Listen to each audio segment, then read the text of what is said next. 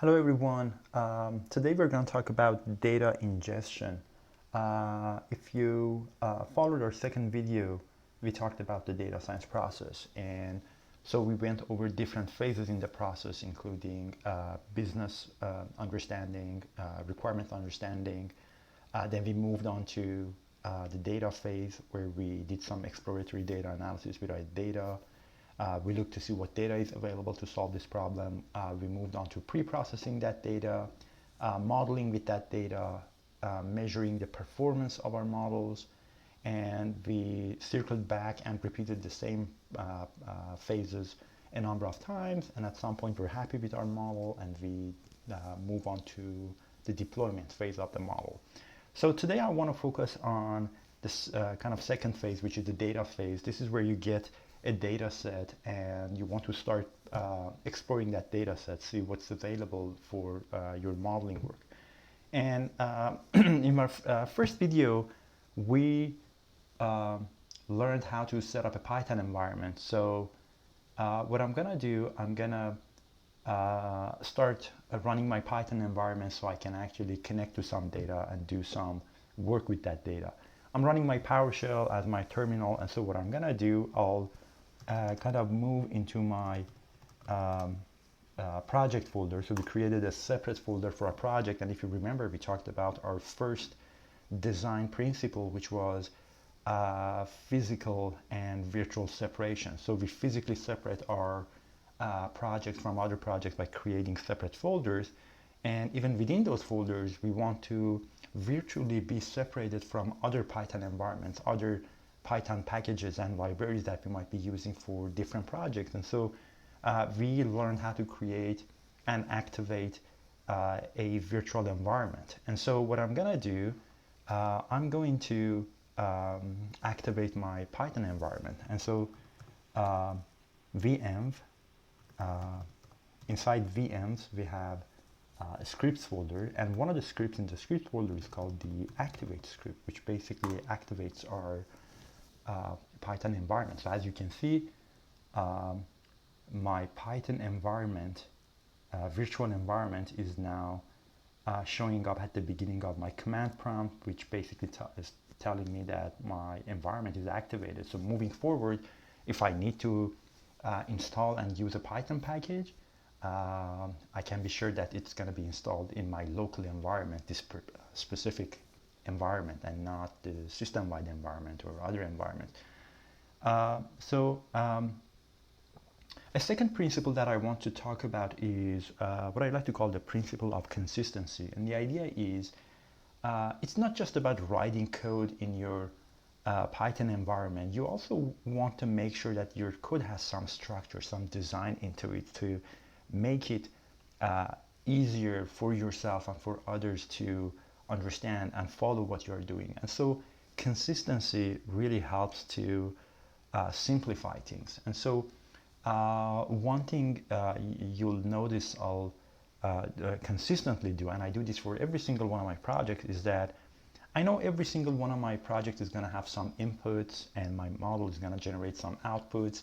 And so I always create separate folders for my inputs and outputs. So anytime I'm delivering a project, a model, everyone who's worked with me, they know there's going to be an input folder that's going to have all the input files to my models. And then if my model is generating output, they know where to look for that output.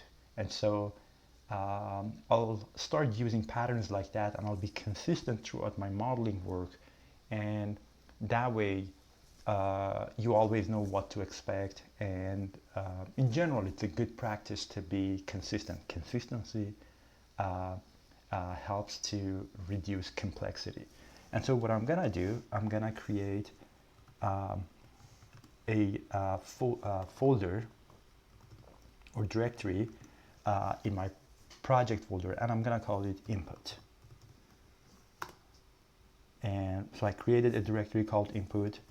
I'm also gonna create a directory called output. for future use, even though I don't need it for today, but if in the future my model needs to generate some output files, this is where the output is going to go. So if you look at my project structure right now, I have my input, my output, and you can see this is my virtual environment. And so all of this is happening within my project folder. And so following my first principle, I have physical separation. Everything is happening within this one folder. I have virtual separation or isolation. All my packages are going into this virtual environment, and so I'm not impacting the system-wide environment or other projects. And I'm also following my consistency principle, which is I'll consistently copy all my input files into the input folders and output folders. So every project is going to have a nice, understandable structure to it. And so next thing is going to be I'll need to work with some data. So what I'm going to do, I'll just use a sample data for demonstration. And I have a data file here. I'll just copy it. Let's say this is a file that I've received from my client, and I'm trying to build a model for them. And so I'm going to copy this file, and I'm gonna go to my input folder, and I'm just gonna paste it here. There we go. So now if I inside my input folder, I should have as you can see, I have my input file. So let's say this is the file that we're gonna use to ingest and start working with the data in that file. So you might receive your input data in different file formats, but it's very common for data scientists to receive CSV or Excel or text files as input. Sometimes that data might sit in a database, so you have to connect to a database and maybe read your data from that database. But very often what data scientists do when they start a new project, they're really trying to build a proof of concept. So even if I have a very large data set maybe sitting in a database, it's very common to start with a sample of that data and receive a sample of that data in a single file format. And even if my data is sitting in different tables, it's scattered across different tables, it's a very common practice to collect all these different pieces of data that you want to work with and combine everything into a single table or a single file. So very common practice to have a single table or a single file as input to your data science work, input to your building a proof of concept. So everything is fine. I have my data set, but I don't know what's going on with my data. I don't know what data I have available. So what I need to do is to start running Python and connecting to my data and start exploring my data. So I'm gonna run my Jupyter lab environment. And again, from our first video, you learned how to install Jupyter lab, an environment to build Python code. So you run your Jupyter environment, and if you remember, we even created a Python notebook, and we just printed a simple statement. And as you can see, I have in my Jupyter notebook environment, I have my input folder, my output folder, my virtual environment, and this is my Python environment. And I don't need my data file here because, again, I want to be consistent, so I keep all my data files here in the input folder. So first thing I'm gonna do, I have my Python here Python notebook running. So what I'm going to do is to give my Python environment, my Jupyter notebook, a name. So one thing I want to do is to rename this, and I'm just going to call this data ingestion notebook. Okay. Using descriptive names.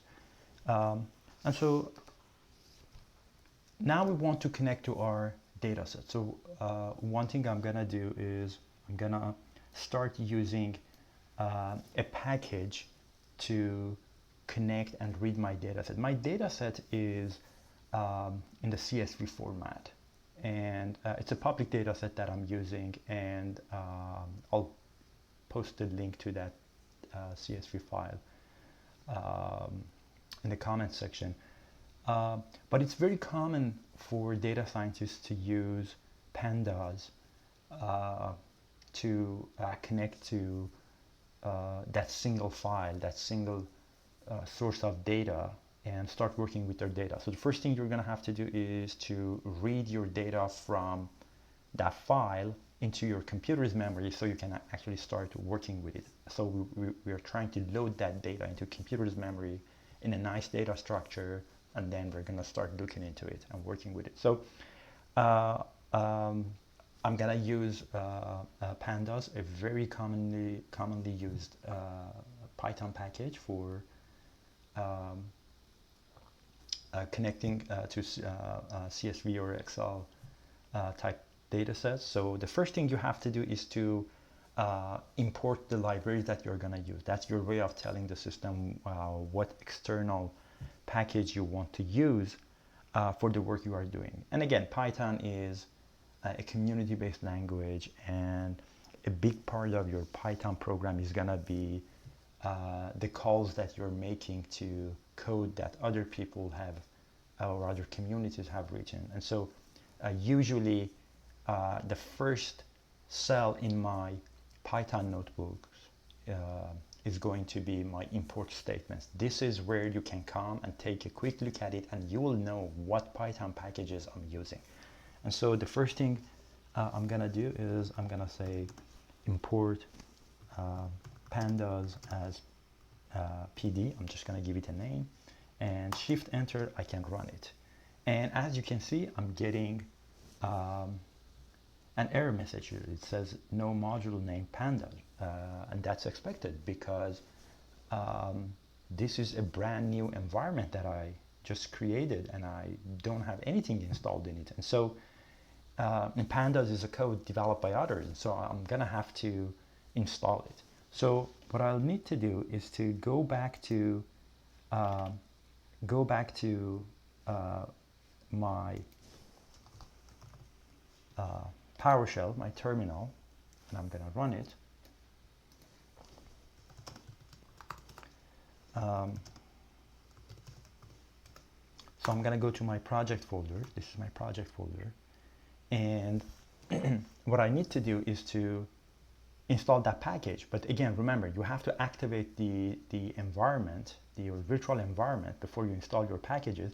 If I forget to do that, if I just go ahead and install pandas, that library that I was looking for, that I was hoping to use, this is gonna be installed in the system-wide environment, and that's gonna that might cause issues because that's not my intention. My intention is to get this package installed here. This is my local isolated environment. I want to create a self-contained environment so that everything, my code, the libraries that I use, my input files, my output files, my document, everything is contained within one single isolated environment. And so what I need to do is just like what I did a few minutes ago, venv scripts activate.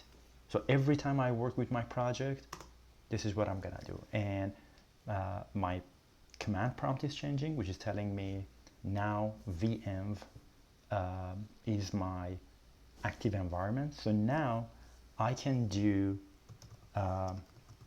pip install pandas. So basically, this is my way of telling my environment I need to use the pandas library to work with my data. I don't have it currently installed on my machine, and so please install it for me. So I'm just gonna hit enter, and if we wait a few minutes, this is gonna be downloaded into my system, and it's not only gonna install this particular package, but it's also gonna install any other packages that it needs, all the dependencies that this package might have to other packages.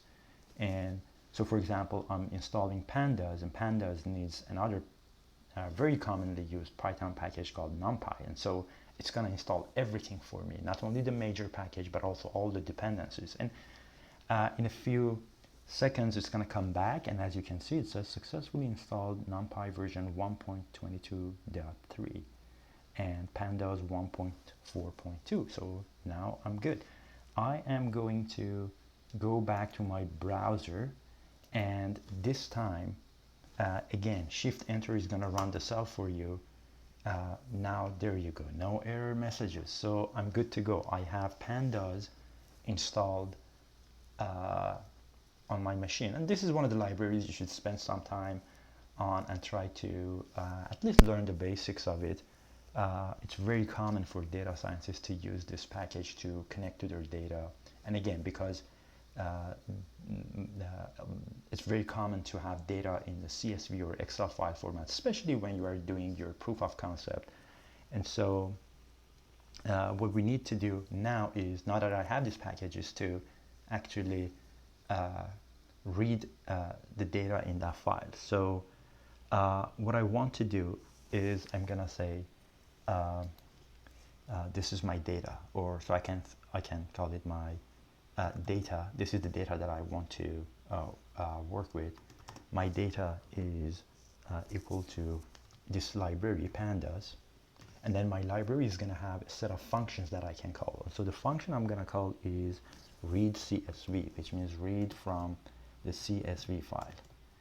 And so what I can do here is to just give it a path, and as you know, this is going to be my input directory. So if you look at my file structure here, this is my notebook. This is my notebook file, and I'm going to use a relative path to access the data file that's inside this input file. So as you can see, my notebook is sitting in the same directory as my input and output file. And so I can basically say go to inputs.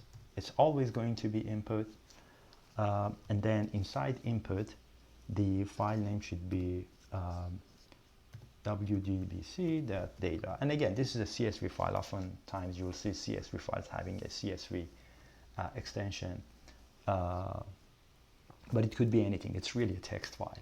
And there's more parameters that you can provide. So most CSV files are going to have, the first row is going to be a header row where basically it's telling you what each column of data means. And so here I'm just gonna say I don't kind of need the header, the first row, because that's not my data. The first row is just titles, it's not the real data. And so if I again shift enter, if I run this and I'm not getting error messages, what this really means is that I was successful in reading that file. Now what used to be in this file now is in my computer's memory in a data structure called the data frame, and it's stored in this variable. Now everything is loaded into this variable.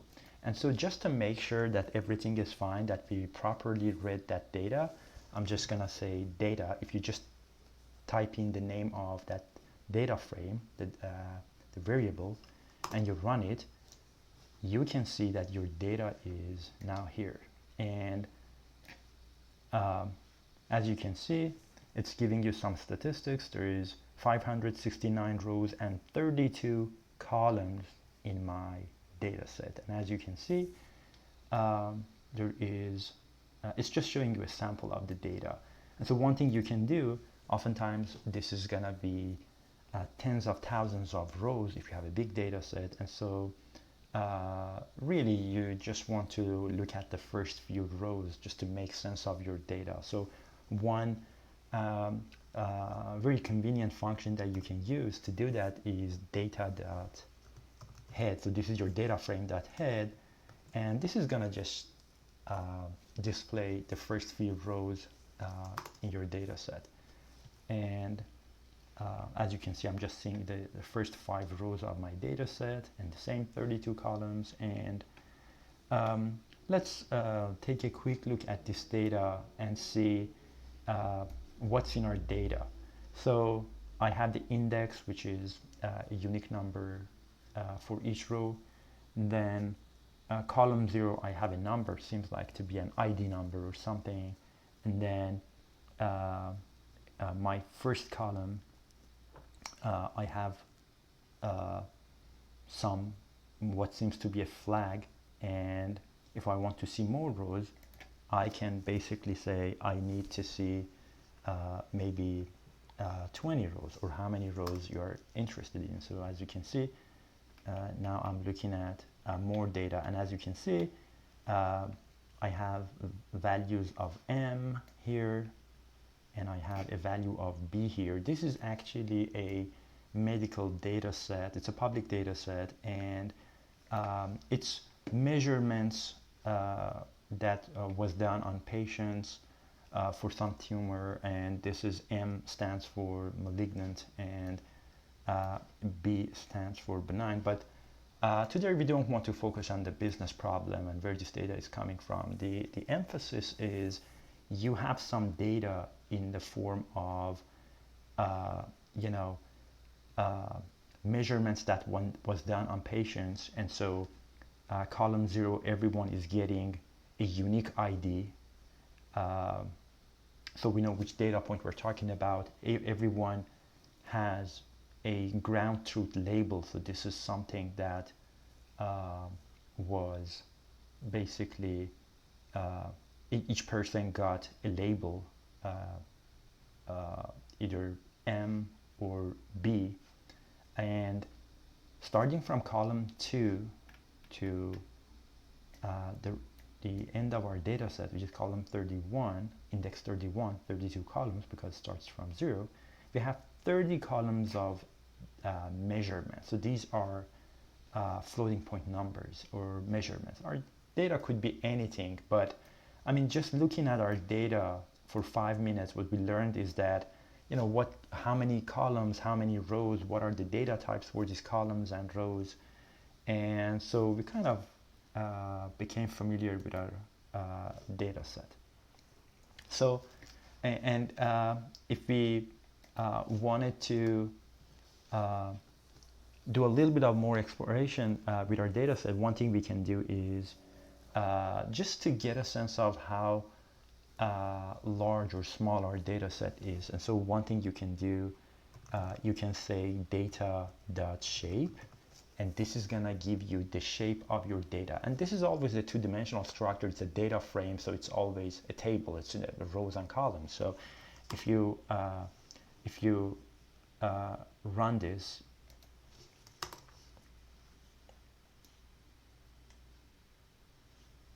and I have to put a print statement. So by default, Jupyter Notebook will print the last statement, will output the last statement in your cell, in your output environment, just below it.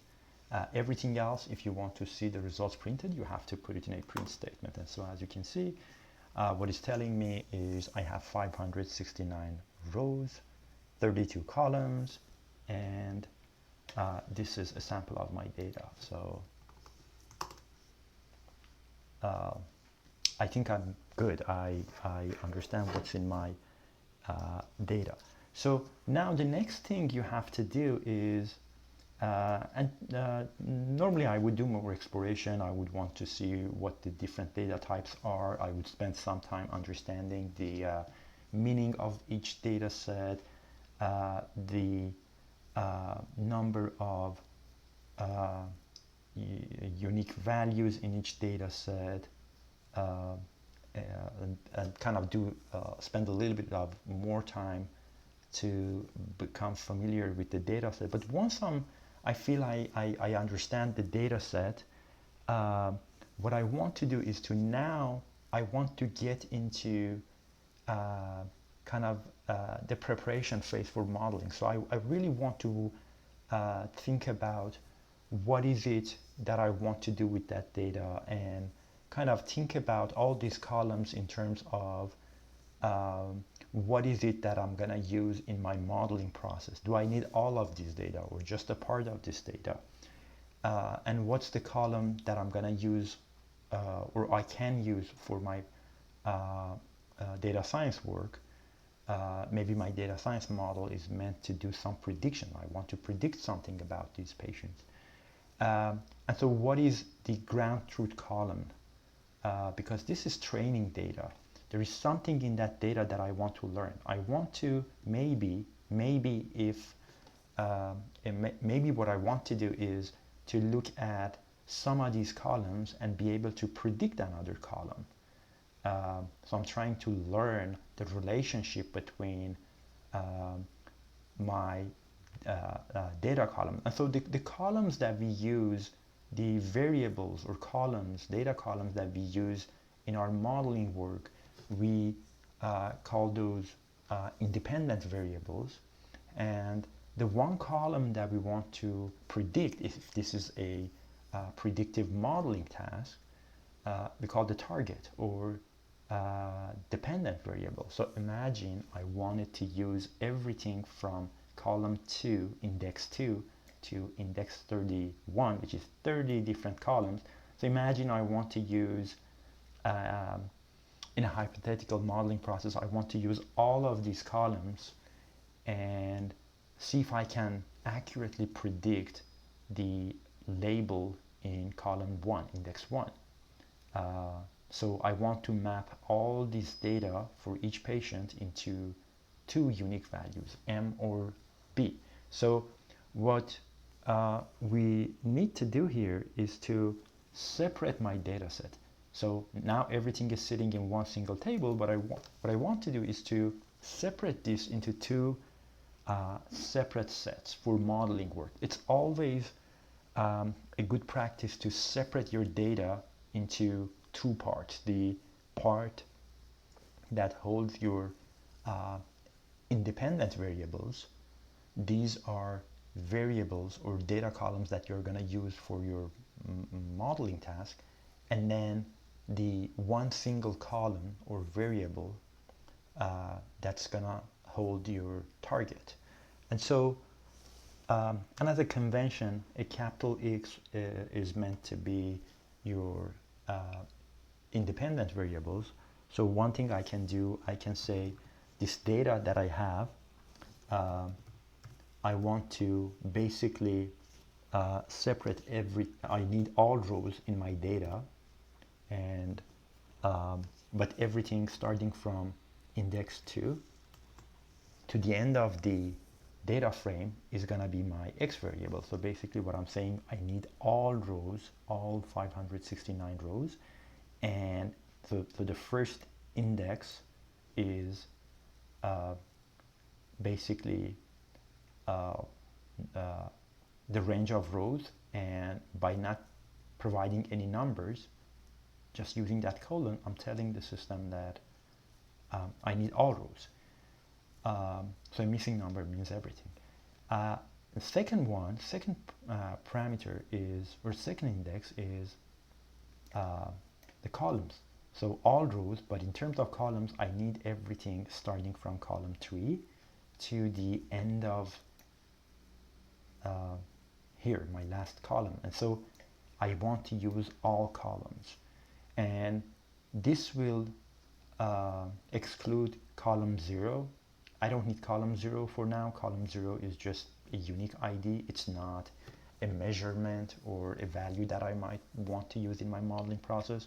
And column 1, I want to separate column 1 because that's my target. That's what I want to, let's say, predict in this hypothetical case. And so, so that's going to be my X variable. And then I have my capital Y variable, y standing for my target or dependent variable. And so in a similar process, I'm gonna say my data, and I need to separate all data in my data frame. So I'm gonna use this notation to basically say all rows. But when it comes to columns, I really need one column. This is the one single column that's gonna serve as the ground truth, my dependent variable. And so I can run this just to make sure that I'm not getting any errors or anything. And so now I have my modeling variables. So in statistics, we call these things the independent variables and dependent variable. And so just to make sure that everything is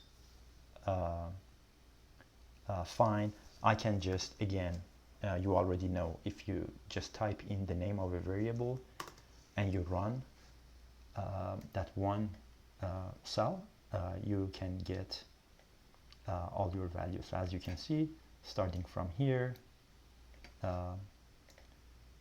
basically everything is sitting here. And again, you can, it's always a good thing to check the dimensions of your independent and dependent variable, compare it to what you had your original data set, and these things should match. So my intention was to include every row in my original data set, which I've done here, and I wanted to use these 30 columns for my modeling work. And so I can see that the numbers match the expected numbers. And so that's my x variable. Everything seems to be fine. Now I'm gonna go ahead and I'm gonna try my y variable, and as you can see, I have 569 variable values, and as you can see, this is all good. So this is as expected, one column, 569 rows. So again, just to review this process, I received some file for modeling work. I used pandas to connect to that file, read that file into the computer's memory. It's sitting in a nice data structure called a data frame. It's a single data frame, and all my data is in a flat structure, and that's my original data set. So what I want to do is to spend some time on it and learn about this data set. Sometimes you might just need to spend a little bit of time, just learn the basics, how many rows, how many columns, the type of data in those columns, what's the meaning of each data column, what are the dependent variable and independent variables. And sometimes you might want to do more statistical analysis, and we'll talk about those in a later video. You might use more sophisticated techniques to see the relationships that might exist between your variables. So it really depends on the complexity of the project you are doing. But you are almost always going to have some exploratory data analysis phase where you try to familiarize yourself with your data. And as I mentioned, once you learn the data, you go back to your first phase in data science work, which is the business understanding phase. So now that you learned something about your data, how does this change your understanding of the business problem? Maybe you should go back to your business problem and think about it and see if this data is the right data to solve that problem. And so back and forth between what is the problem that I want to solve and what's the data that I have to solve that problem, you might make decisions like maybe I need more data, or maybe that's going to help you to decide which one of these variables in your data, which one of these data columns you're going to use. So it's back and forth between data understanding and business understanding, and at some point you feel you know enough to move on to the next phase in your data science process. And again, You can never get everything right the first time, so don't worry too much about it if you don't absolutely understand every single thing. Um, this is meant to be an iterative process, meaning that you do the best you can and then you move on to the next phase, and you can always come back and change things. Learning is a byproduct of this process, and so you should always think about it as, whenever you feel you have a good understanding of your data and your problem, you can move on to the next phase. And then, but if you're missing something, you can always come back and iterate the process. And so in our next video, I want to move on to the next phase and talk about pre-processing. So if you remember, in our data science process, the first phase was understanding the business requirements. The second phase was understanding the data. The next phase was data pre-processing. So I'll stop here, and in our next video, we can talk about data pre-processing. Thank you for watching the video. I'm looking forward to having you in our next video.